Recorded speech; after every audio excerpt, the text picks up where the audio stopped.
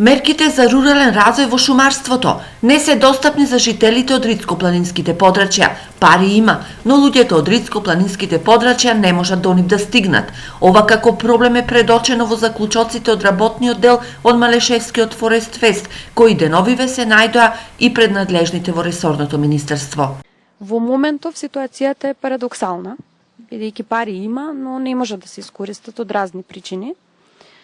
Мерките не се доволно промовирани, луѓето во ридско-планинските рурални средини не се доволно информирани, процедурите се обременети со обемна документација, а мерките не се доволно добро структурирани и покрај тоа што навистина е вложен труд од страна на институциите. Во ридско-планинските региони кои се подрачја со ограничени можности, потребен е комплексна поддршки. Како прв позитивен резултат, Националното здружение на приватни сопственици на шумите ја посочува соработката со секторот за рурален развој. За успешна мерка потребно е да се избере соодветна мерка. Најпрво е изборот на мерката, многу важен, да се определи буџет и се разбира соодветен фонд за нејзина промоција. Како следен чекор се договоривме да иницираме дискусија некаде во втората половина на јуни и овој состанок би бил во поширок состав, ќе ги вклучиме сите заинтересирани страни и целта е од него да произлезат поатрактивни,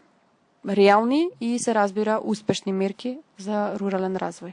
Инаку во Македонија потенцијалот на шумите за последен пат е констатиран преку извршената инвентаризација во 1979 година. Најчесто овој потенцијал се гледа преку економската вредност на дрвната маса, додека нема проценка за останатите вредности на шумата и единствен сектор кој во минатиот период забележува пораст е алтернативниот туризам.